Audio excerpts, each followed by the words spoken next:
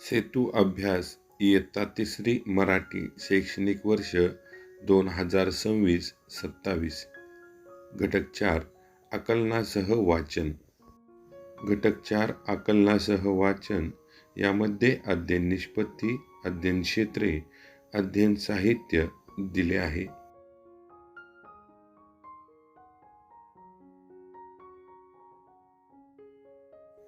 कृती क्रमांक 1. शिक्षकांनी विद्यार्थ्यांना खालील उतारा समजपूर्वक वाचण्यास सांगावा व त्यावरील प्रश्न विचारावेत.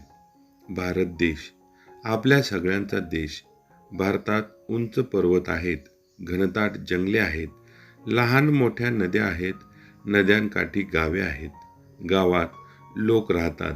भारतातील लोकांचे पोशाख वेगवेगळे असतात, त्यांच्या भाषा वेगवेगळ्या असतात, ते वेगवेगळे सण साजरे करतात. भारतात विविधतेत एकता आहे. यावरून खालील प्रश्नांची उत्तरे द्या. प्रश्न 1. आपल्या देशाचे नाव काय आहे? उत्तर: आपल्या देशाचे नाव भारत आहे. 2. भारतातील लोकांचे पोशाख कसे असतात? भारतातील लोकांचे पोशाख वेगवेगळे असतात. 3. नद्यांकाठी काय आहेत? उत्तर: नद्यांकाठी गावे आहेत. 4. गावे कुठे आहेत? गावे नद्यांकाठी आहेत. प्रश्न 5. विविधतेत एकता असणारा देश कोणता? उत्तर: भारत हा विविधतेत एकता असणारा देश आहे. 6. खाली दिलेल्या शब्दांसाठी समान अर्थाचे शब्द सांगा. 1. पर्वत डोंगर. 2. नदी सरिता. 3. जंगल वन. 4. घनदाट दाट.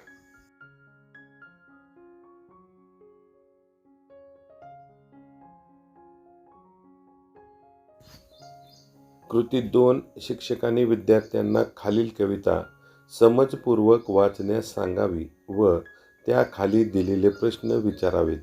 विद्यार्थ्यांना प्रश्नाची अचूक उत्तरे वहीत लिहिण्यास सांगावी. चला मुलांनो, सहल करूया आपण साऱ्या मित्रांची, भाकरी घ्या रे बांधुनी सारे, सहली करता जेवणाची. गाणी गाऊ मजेत जेवू, फळे चाकूया रानाची, मजेत खेळू मातीत लोळू, शर्यत लावू पळण्याची. ही कविता वाचून त्या खाली दिलेल्या प्रश्नांची उत्तरे आपणाला आपल्या वहीत लिहायची आहेत. सहल कोणाची काढली आहे? उत्तर: सहल साऱ्या मित्रांची काढली आहे.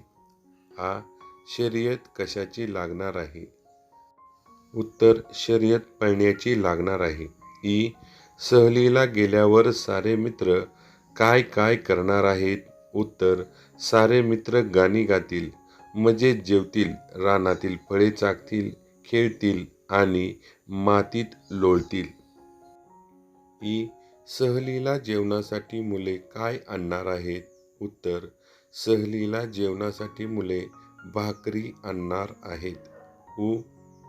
कवितेत आलेल्या खालील शब्दांसाठी समानार्थी शब्द सांगा व लिहा. 1. मित्र, सखा. 2. चाखणे, आस्वाद घेणे. 3. गाणे, गीत. 4. मजा, आनंद.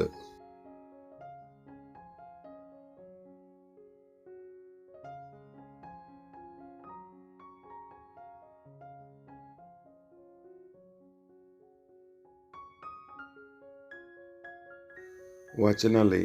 वाचनालय हे ज्ञानाचे भांडार आहे. वाचनालयात विविध प्रकारची पुस्तके, मासिके आणि वर्तमानपत्रे असतात.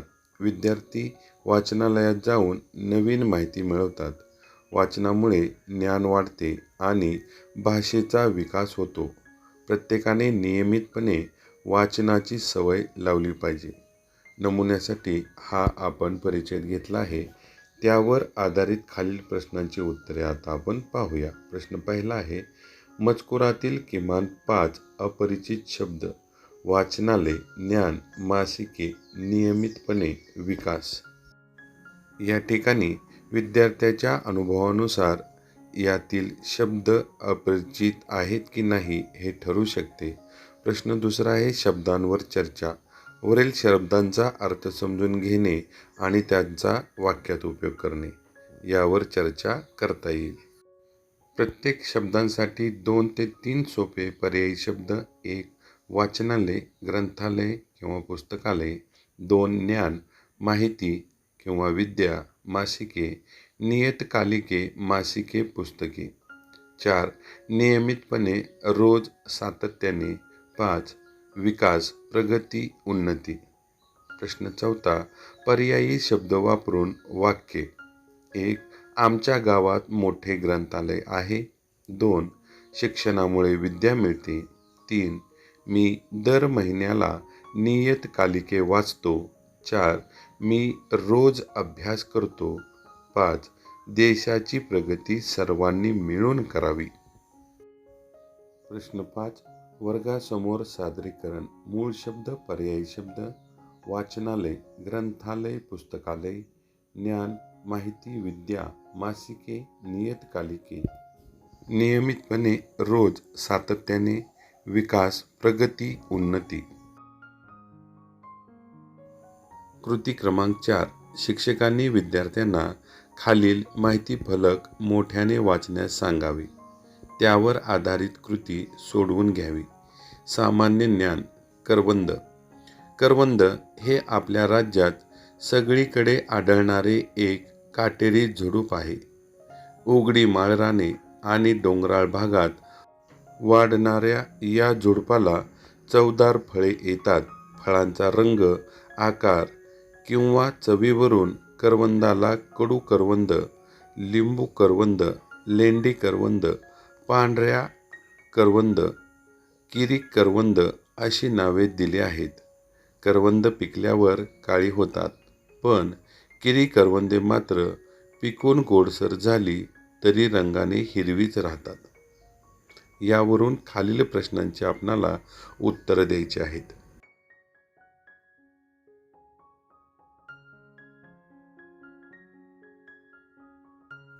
वरील फलकात कशाची माहिती दिली आहे? उत्तर: वरील फलकात करवंद या फळाची माहिती दिली आहे.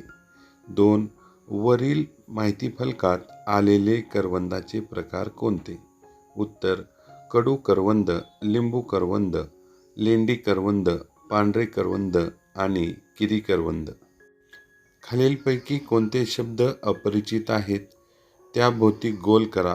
काटेरी, झुडूप, माळरान, डोंगराळ, लेंडी, किरी यापैकी प्रत्येकाने आपल्या अनुभवानुसार त्या शब्दाला गोल करायचे आहे.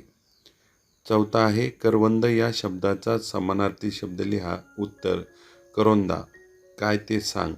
जसे काटेरी काय आहे? झुडूप. तर उघडी माळराने. चवदार फळे किरी करवंद.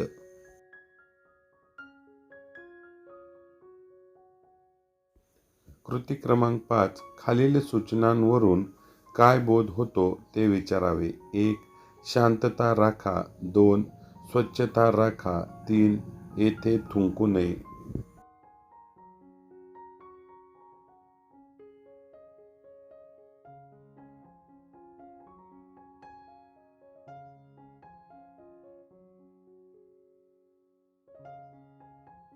कृती क्रमांक 6. शिक्षकांनी वर्ग, शाळा, शालेय परिसर या ठिकाणी विद्यार्थ्यांना घेऊन जावे व विविध सूचनांचे निरीक्षण करून त्यांची यादी विद्यार्थ्यांना करायला सांगावी. अ. वर्गात दिसणाऱ्या सूचना आणि ब. शालेय परिसरात दिसणाऱ्या सूचना.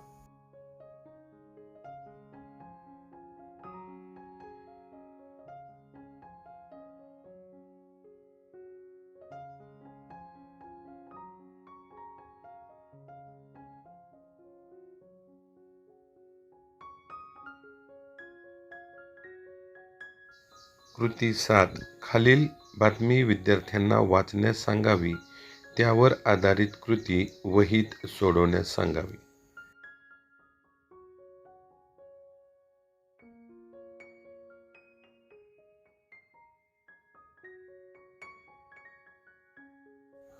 वरील बातमी कशाविषयी आहे?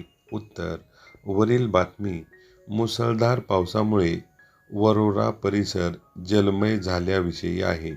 2. बातमीचे शीर्षक काय आहे? उत्तर: मुसळधार पावसाने वरोरा जलमय. 3.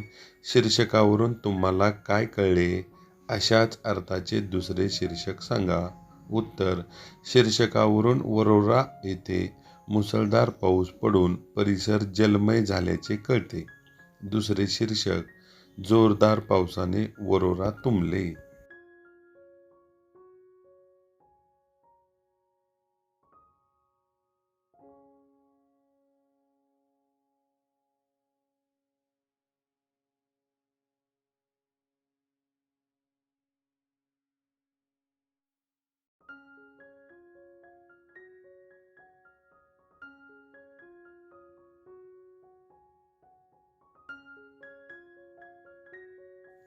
शिक्षकांनी विद्यार्थ्यांना खाली दिलेली जाहिरात वाचून प्रश्न विचारावेत. जाहिरात विद्यार्थ्यांना वाचायला सांगावी. त्यावर आधारित खाली दिलेले प्रश्न सोडवायचे आहेत आपल्याला. पहिला प्रश्न आहे, दिलेली जाहिरात कशाविषयी आहे? उत्तर: तृप्ती आईस्क्रीम पार्लर.